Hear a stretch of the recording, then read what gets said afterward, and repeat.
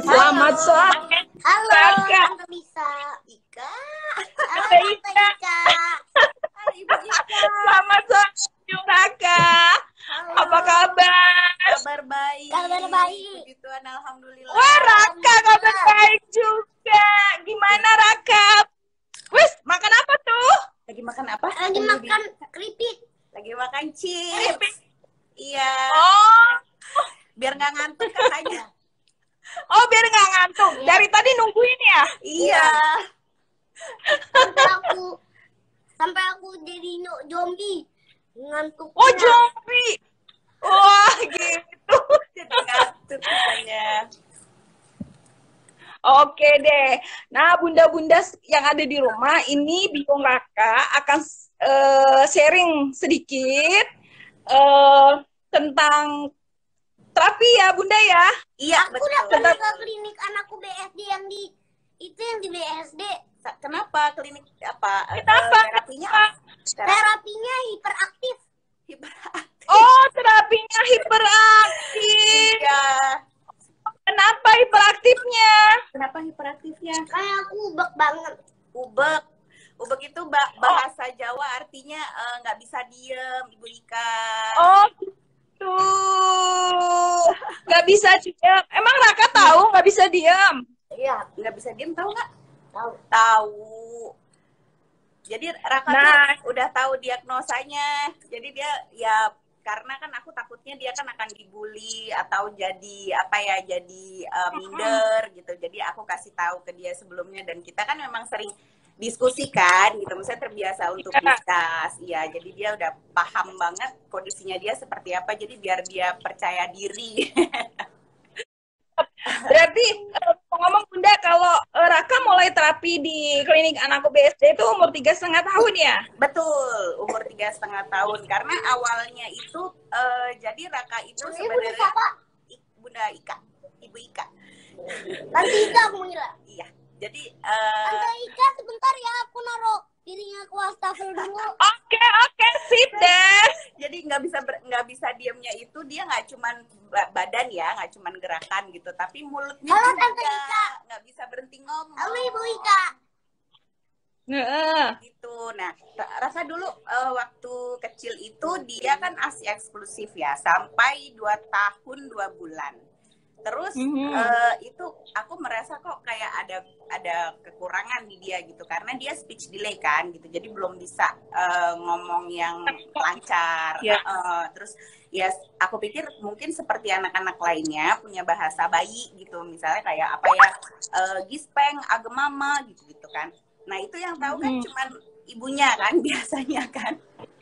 Aku pikir gitu. Tapi terus kok ngelihat teman-teman yang lain Sebentar udah aku bisa ambil ngobrol. Ya, udah bisa ngobrol gitu. Sementara kok Rafa belum gitu. Jadi aku ini aja kan gitu was-was. Terus dia sempat alergi usia 11 bulan.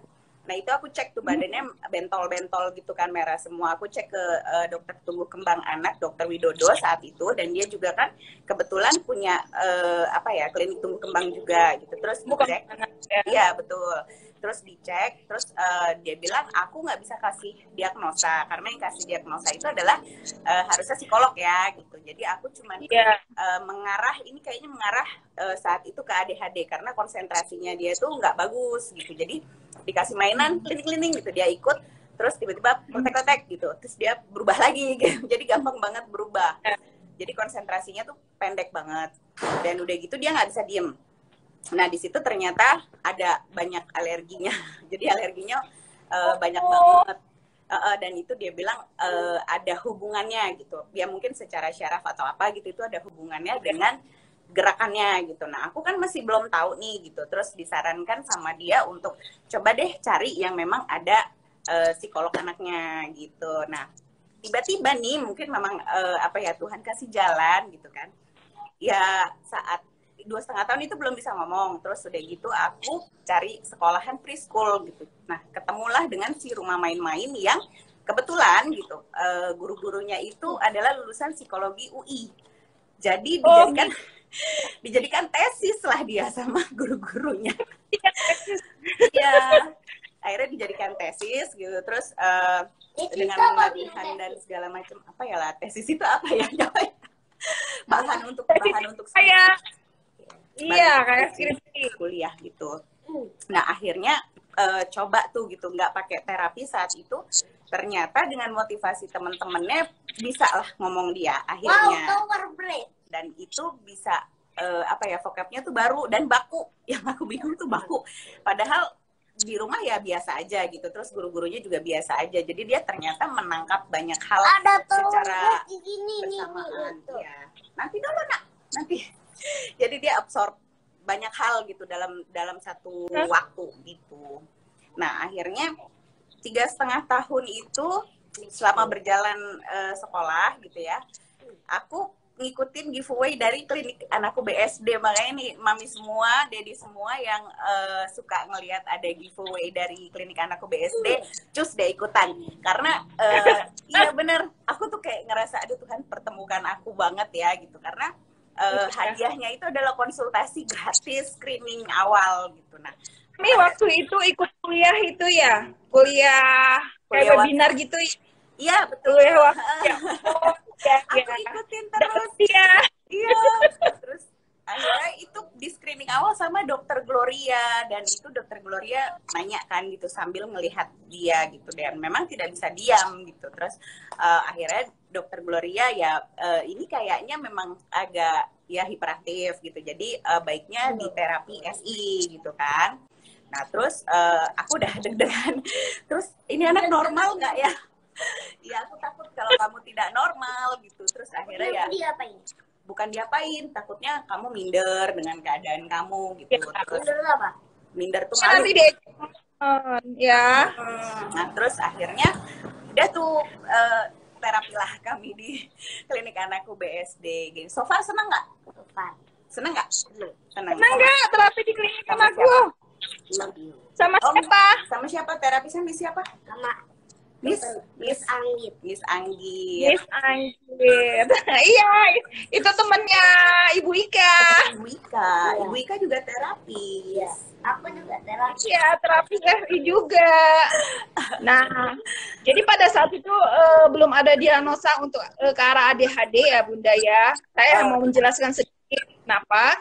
Karena memang untuk mendiagnosa ADHD itu ada ketentuan-ketentuan atau standar tertentu, dan biasanya itu didiagnosa itu setelah anak atau anak pas di usia 6 tahun. Yeah. Jadi kalau di bawah usia 6 tahun itu biasanya karena kita belum bisa menegakkan diagnosa karena memang masanya anak bermain. Apalagi anak laki-laki itu aktif banget ya. Nah, jadi kenapa Ibu Glory itu tidak menegakkan diagnosa ADHD karena memang pada saat itu umurnya Raka masih di bawah 6 tahun. Nah, lanjut Bunda. Ya. Seru ya, iya. Jadi memang apa ya, banyak hal yang tadinya kan kita sebelum pandemi itu terapi ya gitu, tapi sekarang karena pandemi kan nggak bisa gitu. Jadi akhirnya sih Miss Anggit tuh menyarankan untuk latihan-latihan kayak motorik sensori gitu kan. Jadi seperti aku sering sharing sih gitu di Instagram aku juga gitu, untuk motoriknya apa, sensornya apa gitu. Terutama kalau buat Raka itu latihan keseimbangan gitu. Jadi kayak yang murah-murah aja gitu. Jadi kayak jalan di got gitu kan, titian, terus udah gitu nggak pakai sendal tuh jalan di batu-batu gitu, atau di saya dapat bocoran nih Bu. Ya. Dapat bocoran dari Bu Anggit, katanya itu Raka itu keterbatasannya waktu itu adalah di vestibular, proprioceptif vestibular, dan di taktil. Tuh. Tidak bisa menahan iya, yang ya, buat ngerasain. Iya, ngerasain rumput, ngerasain ada yang lengket-lengket. Nah, seperti itu. Iya, dia marah kalau setiap kali terapi sama Miss Anggit itu kalau dikasih mus itu ya, busa-busa itu sama lem. Itu dia marah. Oh iya. Sekarang masih marah Kak? Jijik katanya. Yes, masih jijik. Jijik enggak? Iya. Masih masih jijik katanya. Oh, Aku di rumah kadang suka gitu kalau nggak ada mus, aku suruh dia cuci piring. Jadi dia sambil pers-pers besar tuh, ya. Jadi kan ada bubble-nya, apanya.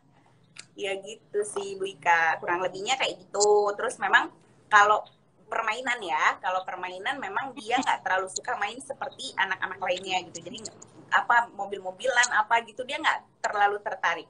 Jadi handphone gitu ya, kayak gadget itu dia buka untuk Google Maps. Dia senang banget deh. Biong itu dia Raka senang banget sama map. Sama maps, terus udah gitu puzzle itu ya kecil-kecil itu udah bye-bye sama dia. Jadi dia puzzle-nya tuh yang segede orang tuh Ibu Glory, Ibu Ika yang segede orang itu puzzle-nya. Terus apa namanya? Sukanya tuh bangun gedung puzzle 3D. Nah, itu dia suka banget karena cita-citanya mau jadi apa, Nak? Arsitek. Udah tahu. Terus map itu buat apa, Raka? Mapnya Wika nanya dong. Buat lihat-lihat gedung-gedung. Hafal dia, jadi dia hafal Negara. ya, hafal flag-nya, benderanya gitu, negara-negara di seluruh dunia. Terus udah gitu hafal ikonnya. Dia hafal peta buta ya. Kita belajar peta buta tuh baru SMP SMA ya, Bu ya. Ya. Dia udah hafal dari Eropa sampai Australia. Raka top deh, dapat nih jempol dari Wika. Hai. Terima kasih. Terima kasih, Ibu Ika. Sama-sama. Iya.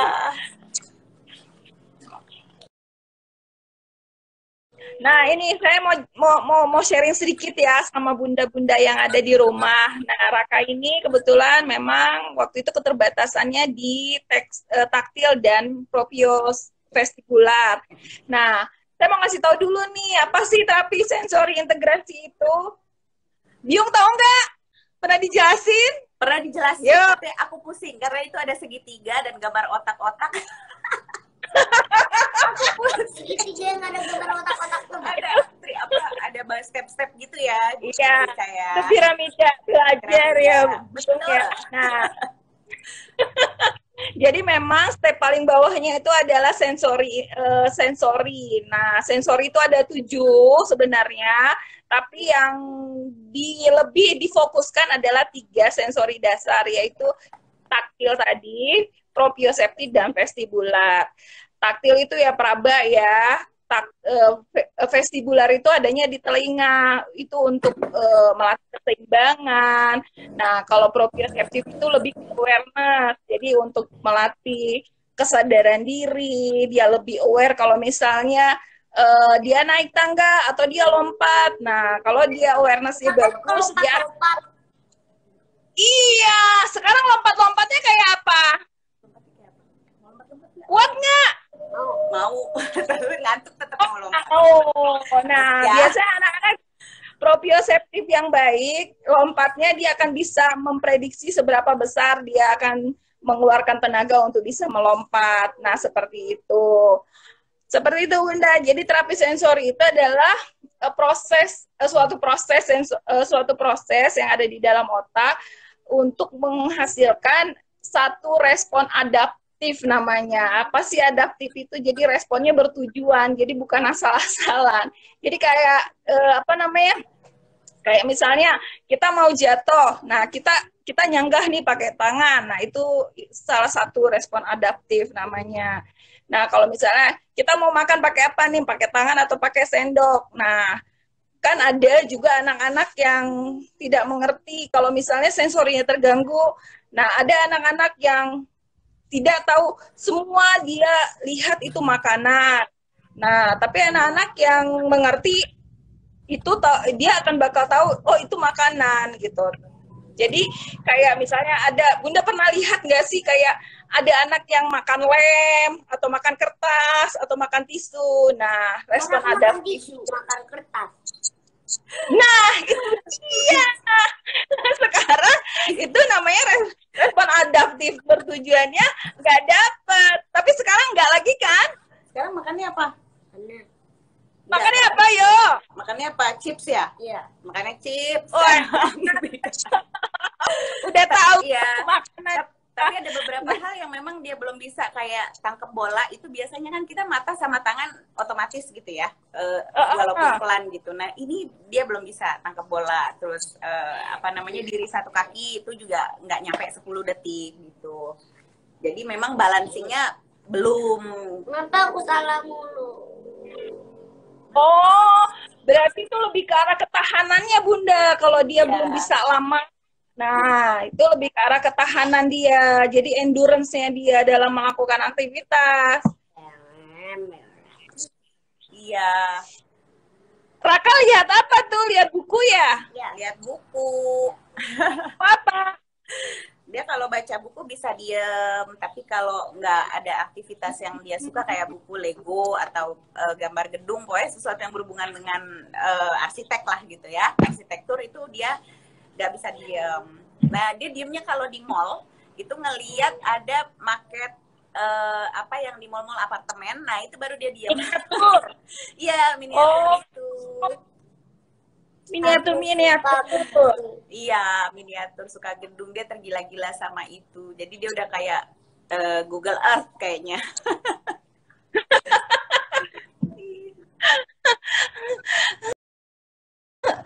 Nah, sekarang Raka sekolah Biung. Sekarang Raka itu sekolahnya sama aku kebetulan, karena pas pada saat kemarin sekolah dia sempat, karena nggak bisa diam dan dia bosenan gitu ya, dia menanyakan sama aku, kasih aku Biung alasan kenapa aku harus sekolah online, dia bilang gitu. Karena kebetulan TK-nya dia itu juga concern banget gitu mengenai masalahnya dia gitu. Jadi memang benar-benar dijagain dan ada shadow teacher-nya gitu. Jadi begitu nggak sekolah tuh kan kayak hilang banyak hal ya gitu. Jadi ya sekarang akhirnya sekolahnya sama aku, terapinya sama aku juga gitu jadinya.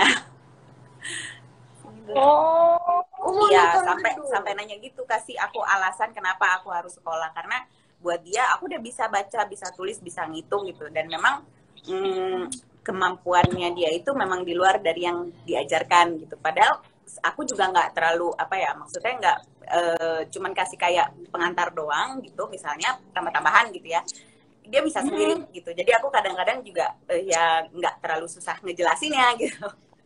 Jadi kita belajar itu seminggu itu sama aku cuma 3 jam bisanya gitu. Di luar dari seminggu. Iya, seminggu cuma 3 jam. Jadi kalau dihitung-hitung sekolah ya memang seminggu itu cuma 3 jam belajar sama aku. Tapi begitu sekalinya dimasukin itu bisa nampung banyak hal gitu. Jadi nggak bisa aku kasih sering-sering karena nanti dia akan bosan gitu. Jadi metodenya kayak apa ya, harus nyari gitu, harus ngulik gitu buat dia tuh. Nah, berarti balik lagi nih ke Biung, berarti ya lebih kalau saya bilang orang tua itu harus lebih detail. Kalau diam nggak? Kenapa? Iya. Iya. Benar kasih. Kenapa aku kalau ngeliat diam? Bener banget Ibu Ika. Karena kita secara psikologi juga kan kadang terganggu ya gitu, maksudnya aduh gue kenapa gitu kan gitu. Jadi secara psikologi aku juga kadang drop gitu, tapi ya Einstein aja bisa jadi seorang Einstein itu karena ibunya gitu. Jadi memang harus disupport banget ya gitu, dan kitanya juga jadinya belajar, akunya juga jadi belajar psikologi lagi gitu. Terus akunya juga kadang-kadang perlu dia terapi kayaknya. Ampun deh, aduh, ekstra kesabaran ya. Kenapa aku ngeliat gedung jadi diam? Jadi sejauh ini apa yang bisa Bunda rasakan selama proses nih? Sekarang 8,5 tahun ya Biung ya? Mau 6, nanti Januari tanggal 10 itu mau 6 tahun. Oh, 6 tahun. Nah, mulai dari 3 tahun sampai 6 tahun ini apa sih yang Biung rasakan suka-dukanya? Wow, luar biasa. Luar biasa, banyak sih, karena yang terutama ya harus dari ibu, karena gimana pun yang paling mengerti anak itu adalah seorang ibu gitu ya. Kalau ya bila mana memang masih ada ibunya gitu. Jadi karena ini titipan gitu, apapun kondisi anak mamis gitu, entah itu speech delay, entah itu ADHD atau ASD, autism mungkin gitu.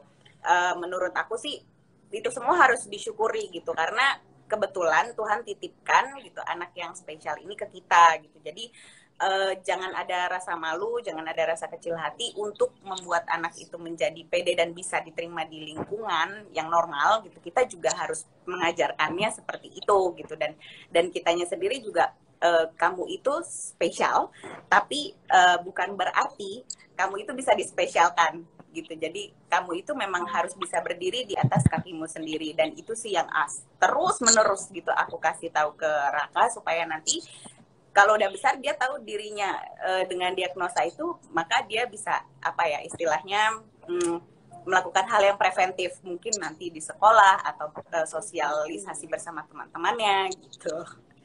Jadi tetap semangat. Berarti dengan kata lain penerimaan dari orang tua ya Bunda ya. Betul. Iya. Betul, Bika. Itu. Karena pasti ada hal positif dari seorang anak kok gitu. Pasti ada spesial yang apa ya, ada kekurangan pasti ada kelebihannya gitu. Pasti ada kelebihan. Nah, buat bunda-bunda di rumah nih ya, memang sedikit banyak saya mau sharing ya. Penerimaan diri, penerimaan kita terhadap orang tua nih, terutama terhadap anak itu penting banget. Benar kan, Biung? Iya, benar banget. Nah, karena mau tidak mau, ketika kita bisa menerima dengan segala kondisi anak kita yang spesial, itu dengan otomatis kita membuka diri, kita melepaskan anak kita untuk bisa bersosialisasi dengan lingkungan di sekitarnya secara normal, tanpa harus membeda-bedakan dia atau menspesialkan dia. Seperti yang tadi Biung bilang ya. Betul. Benar nggak? Betul banget. Nah, itu penting banget memang penerimaan orang tua terhadap anak-anaknya. Karena memang ya, di samping kekurangan anak pasti ada Tuhan titipkan satu kelebihan yang memang orang tua harus gali, harus lihat, harus lebih detail, lebih care lagi sama anaknya. Jadi jangan lupa ke bunda-bunda yang ada di rumah supaya lebih memberikan quality time buat anaknya. Benar nggak? Betul. Dan ini ya, waspada. Maksudnya kalau melihat ada kejanggalan-kejanggalan dalam tubuh kembang anak, bisa langsung konsultasi ke ahlinya. Karena kita nggak bisa nebak-nebak ini kenapa ya anaknya gitu. Maksudnya dengan asumsi kita tuh nggak benar gitu kan. Maksudnya harus dengan ahlinya. Jadi sejak kapan ya memang harusnya sejak sedini mungkin ya. Gitu, sedini mungkin. Ya, sedini mungkin. Jadi buat bunda-bunda di rumah juga, kalau misalnya ada melihat sesuatu yang sesuatu yang memang lain daripada anak yang lain, atau perkembangannya tidak sesuai dengan jangan cepat-cepat langsung menegakkan diagnosa, jangan cepat-cepat langsung bilang, oh anak ini delay speech, oh anak ini ADHD, oh anak ini autism, karena memang itu nggak bisa langsung ditegakkan. Kita harus konsultasi, kita harus tanya orang yang lebih mengerti. Nah, jadi supaya, karena gini loh Bunda, jadi anak-anak di bawah usia 5 tahun itu kan masanya bermain. Karena kalau kita misalnya nggak ngerti, alangkah lebih baiknya kita tanya sama yang ahli. Betul nggak, Biung? Betul banget, Bika. Dan ada penanganannya gitu. Jadi kita nggak sembarangan. Ya. Aku aja sembarangan. Dikasih piramida itu apa hubungannya sama otak kiri, otak kanan. Langsung, aku belajar lagi. Ya, itu salah satunya. Jadi Biung akhirnya tahu ketika Biung konsultasi dengan yang memang berkompetensi di situ, akhirnya tahu bahwa oh anak itu seperti ini loh, basicnya apa? Basicnya sensori dulu, baru motorik, baru ini hubungannya dengan otak apa. Nah, itu kan semua dijelaskan dapatnya dari yang tenaga ahli, bukan? Biung? Kalau nggak aku harus kuliah psikologi lagi kayaknya Bu Ika. Psikologi lagi? Iya benar. Amin ya. Oke, Biung. Aduh, kenapa itu Raka manyun? Udah ngantuk. Oh, Raka ngantuk. Kamu diajak main game sekali. Kalau ngantuk diapain, Biung? Kasih lihat peta. Oh, kasih lihat tidur. Tuh, Nah, dia saya mau nanya. Oh, keren. Petanya bisa diceritain nggak? Coba kasih tahu Ibu Ika, kamu munduran. Nah, coba kasih tahu di mana Libya? Libya ini. Rusia di mana? Ini. Norway. Norwegia ini. Belarus. Belarus ini. Poland. Poland ini. Germany. Ini. France. Ini. England. Ini. Irish. Ini. Spain. Ini. Yunani. Greece. Ini. Oke, terus apa lagi? Latvia. Latvia. Yes. Moldova. Moldova. Yes. Bosnia. Bosnia. Ya. Italy. Herzegovina. Bosnia. Oh, iya. Herzegovina. Oke. Oh, biungnya lupa. Amerika. Peru is Amerika. Aku iseng cobain Peru ada di mana? Peru ada di Amerika. Katanya ini Eropa. Iya. Gitu. Aduh, keren. Top. Aduh, Raka. Tepuk tangan buat Raka. Tepuk tangan deh. Minta peta lagi biar nggak ngantuk katanya. Tidur. Oh, masih tidur. Oke deh. Aduh. Keren. Dia sukanya ini, dia selalu baca peta. Kalau kita kan biar happy baca majalah ya gitu. Kalau dia baca peta Ya. juga bingung aku. Gitu. Aduh, Raka keren. Nanti kita ngobrol sama Ibu Ika dulu ya. Nggak mau. Oke, satu deh ya, satu. Kita satu lagi. Ibu Ika. Satu lagi boleh. Ya udah Sweden deh. Mana Sweden? Ini. Ya, oke. Terus Russia. Itu baru saya sudah dijawab Oh ya, sama Kazakhstan. aku. Indonesia dong. Indonesia di mana? Indonesia. Indonesia tidak kelihatan besar petanya. Oh, petanya besar.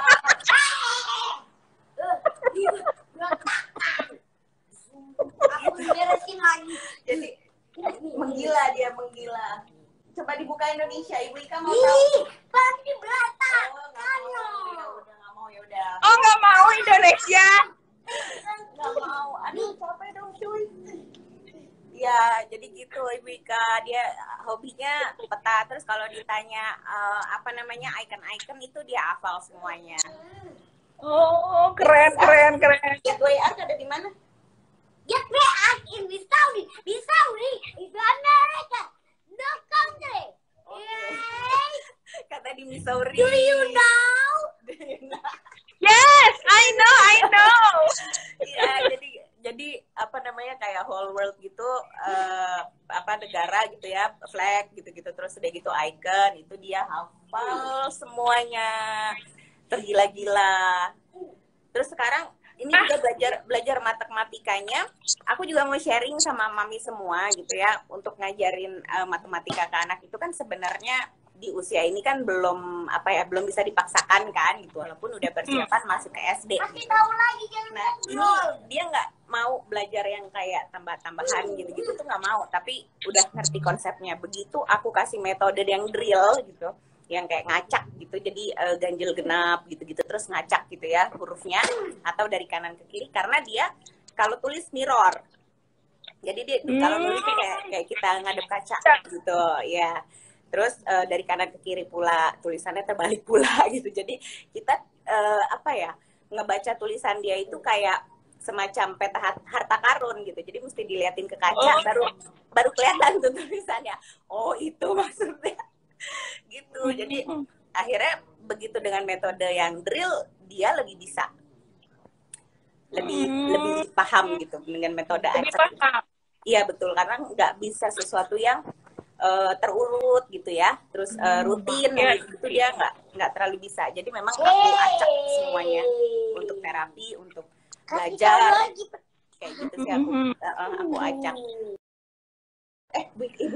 Jadi berapa hal yang bisa dilakukan Raka dari mulai dari mulai umur 3,5 tahun sampai sekarang, apa aja sih yang sudah bisa dilakukan oleh Raka? 2 tahun itu dia udah bisa gambar, Terus main puzzle 3D itu di usia berapa ya, 2,5-3 tahun itu udah bisa bikin sendiri gitu kan, itu ada panduan angkanya. Nah dia belajar angka tuh dari situ. Terus apa namanya, kemarin 4,5 tahun TKA itu dia sudah bisa calistung. Terus udah gitu hafal peta ini. Hafal petanya usia 4,5 tahun. Kalau hafal gedungnya? Hafal gedung 4 tahun. Oh, gedung. Raka suka Rusia ya? Mas Raka paling suka apa? Latvia. Latvia. Aku bahkan nggak Oh, Latvia itu Latvia. bendera aneh berwarna coklat dan putih. Seperti es krim lezatku yang suka aku makan tiap hari. Wih, di daerah mana itu Latvia? Mana? Bu Ika nggak tahu. Eropa. Eropa mana? Ini kakinya doang yang kelihatan. Eropa. Eropa mana? Di daerah kumpulan namanya Baltik. Balkan. Bukan Balkan, Baltik. Oh iya salah. Baltik itu daerah Jerman bukan? Baltik itu. Bukan. Oh. Baltik itu dekat Rusia, di sampingnya kecil-kecil ada negara. Ini kan Jerman, ini Poland, ini Belarus. Di atasnya Belarus ada Lituania. Di atas ada Lituania-nya. Baru Latvia. Di atasnya lagi. Oh, Estonia. situ. Itu namanya Baltik.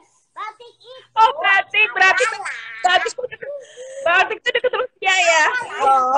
Eropa Utara. Lituania. Eropa Utara ini Lituania. Kak.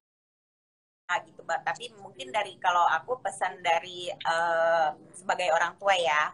Karena Ya. kadang-kadang kita tuh ngerasa minder gitu ya dengan orang tua yang lain. Kan biasanya kan anak aku udah bisa baca, anak aku udah bisa gini gitu. Ya menurut aku Ya, sih betul. jangan pernah membandingkan anak gitu, karena memang berbeda-beda kan tumbuh kembangnya, timingnya juga berbeda-beda gitu. Tapi kalau sudah di list tumbuh kembang usia ini harusnya sudah bisa ini, nah itu terlambat gitu, baiknya memang langsung. Dan buat apa ya, kadang-kadang aku kasih tahu teman-teman gitu ya, sharing gitu kan. Terus buat teman-teman yang nanya tentang ADHD, hiperaktif kayak gitu, atau short short concentration gitu, itu aku selalu semangatin gitu bahwa kamu tuh nggak sendirian, moms gitu, bahwa mami sende di sini, kamu tuh nggak sendirian. Bahkan ada orang yang baru tahu dirinya itu ADHD gitu, atau dia entah kekurangan apa lainnya itu waktu usianya dia dewasa gitu. Jadi lebih baik kita mencegah dari sekarang, lebih baik mencegah dari usia dini gitu, supaya kita tahu kedepannya tuh harus seperti apa gitu preventifnya. Jadi kayak belajarnya dia nanti di sekolah seperti apa, karena pasti anak dengan konsentrasi pendek dan hiperaktif seperti Raka tuh akan secara nilai mungkin akan kurang gitu. Aku sih juga udah bisa menduga, tapi di sisi lain akan ada kelebihannya seperti apa gitu, karena ini gifted, udah dari sananya yang dikasih. Jadi betul, jadi ya disyukuri dan menerima bahwa ini bukan dosa kok gitu, atau ini bukan bukan sesuatu hal yang jelek juga gitu. Nah, Byung, ini tadi ada yang tanya dari Bunda Siti Rahmawati. Mau tanya ke Byung. Maaf kalau boleh tahu, Raka didiagnosa apa ya? Nah, Byung boleh jawab nih, Byung. Nah, ini sebenarnya saat sama Dokter Gloria arahnya menuju ke ADHD memang gitu, karena konsentrasinya pendek dan nggak bisa diem badan dan bicara juga gitu, verbal juga, dan dia suka menyela. Terus ciri-cirinya itu bahasanya tuh kayak orang tua gitu, oldies gitu ya. Terus udah gitu kayak orang tua bahasanya, jadi vocabnya tuh baku semacam itu. Baku gitu. ya, SPOK banget ya. Iya, Baku. Jadi kadang-kadang kayak, jangan berdebat sama aku gitu. Aku juga yang, bahasa berdebat itu dari mana gitu. Padahal dia anak telat ngomong gitu, tapi kok vocab yang kayak gitu tuh keluar dengan sendirinya aja gitu. Jadi memang dia menyerap cepat sih gitu, timingnya ada. Dan sebagai ibu kan kita harus mengenali ya gitu, di poin mana gitu ketika dia lagi konsentrasi. Jadi aku memang tidak menjadwalkan nanti malam kita belajar ya gitu. Belajar apa? Besok nggak ada kayak gitu. Jadi begitu aku lihat dia ada raut muka gitu, terus udah gitu. Saya potong nih, Biung. Saya Ya. mau tanya. Sebelum Raka bisa bicara, Biung rajin kan bercerita, mengajak berkomunikasi Iya. sama Raka? Iya, aku cukup Nah, ini sih cukup apa hal-hal yang kayak gitu tuh aku cukup concern banget gitu. Jadi kayak ngobrol itu lengkap gitu. Misalnya kayak Nyoy lihat deh itu ada mobil warnanya biru gitu misalnya. Jadi detail aku kasih taunya. Cuman itu dia. Itu dia. Jadi buat mom and dad ya di rumah, jadi jangan pernah anggap anak kita tidak mengerti. Jadi ajaklah berkomunikasi, ajaklah bercerita, ajak membaca buku. Karena semua yang kita ajarkan itu dia dengar, dia serap. Nah, dia simpan walaupun dia belum bisa bicara, tapi semuanya akan disimpan di dalam memorinya. Pada saat nanti dia bisa bicara dan sesuai dengan usia perkembangannya anak, itu akan keluar, Biung.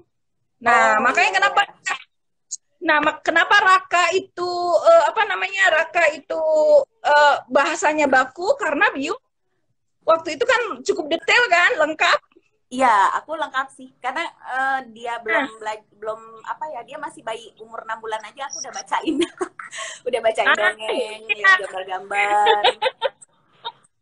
Jadi Moms and Dad jangan bosen-bosen deh, ajak anak untuk berinteraksi, berkomunikasi. Nah, saya mau tambahin sedikit lagi, ADHD ya. ADHD itu adalah Attention Deficit Disorder atau gangguan konsentrasi yang disertai dengan hiperaktivitas. Nah, biasanya itu ditegakkan diagnosanya setelah anak usia 6 tahun. Nah, sebelum 6 tahun tidak bisa, karena harus ada standarnya, harus ada ketentuannya yang dia termasuk nggak sih ke dalam ADHD. Nah, biasanya sebelum 6 tahun itu, anak itu kan memang masanya bermain ya, Bio.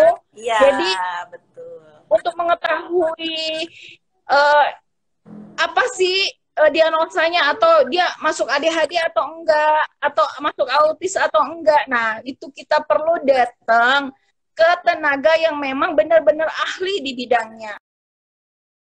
Kesimpulan bahwa kita sebagai orang tua harus pintar-pintar ya.